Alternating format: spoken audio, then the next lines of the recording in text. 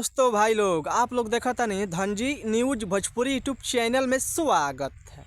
जो भाई लोग चैनल सब्सक्राइब नहीं किए हैं तो प्लीज़ भाई लोग चैनल सब्सक्राइब कर लीजिए। सबसे पहले ऐसा सब भोजपुरी ब्रेकिंग लेटेस्ट अपडेट जानकारी जानने के लिए और शुरू से अंत तक इस वीडियो में बना रहेगा। आपसे बीच में इस चैनल पर जानकारी मिल जाए करेगा। जी बोलो बता दें कि नीलकमल सिंह एक और नई भोजपुरी 2024 के एल्बम सॉन्ग बेहतरीन गाना लेकर आ रहे हैं आपसे बीच में।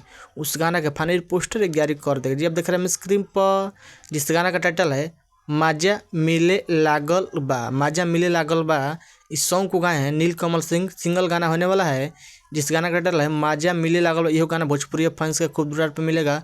जबरदस्त बेहतरीन गाना लेके आ रहे हैं नीलकमल सिंह, जिस गाना का टाइटल है माजा मिले लागल बा। इस सॉन्ग को लिखे हैं आशुतोष तिवारी।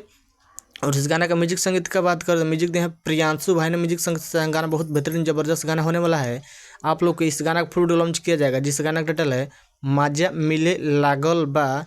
इस गाना फुल वीडियो लॉन्च किया जाएगा यानी कि कल सुबह 3 फरवरी का सुबह 7 बजे speed record Bhojpuri YouTube channel पर देखने सुनने को मिलेगा।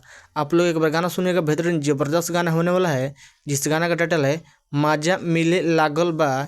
इस वीडियो में देखने को मिलेगा नीलकमल सिंह और साथ में सपना चौहान वीडियो सॉन्ग देखने को मिलेगा। जबरदस्त धांसू गाना होने वाला है। यह गाना भोजपुरी फैंस से खूब दूर मिलेगा। ऐसा तो नीलकमल एक से एक बड़ा गाना लेकर आ रहे हैं आपसे बीच में, खूब दूर प्यार दे रहे हैं। यह गाना खूब दूर प्यार देना जिस गाना का टाइटल है माजा मिले लागल बा।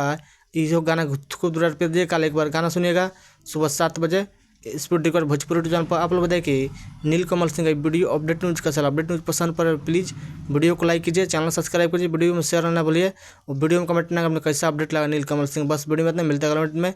जय हिंद जय भोजपुरी सिनेमा। धन्यवाद। वीडियो को दबा के शेयर कीजिए। बस कल एक बार गाना सुनिएगा। जय हिंद जय भोजपुरी सिनेमा।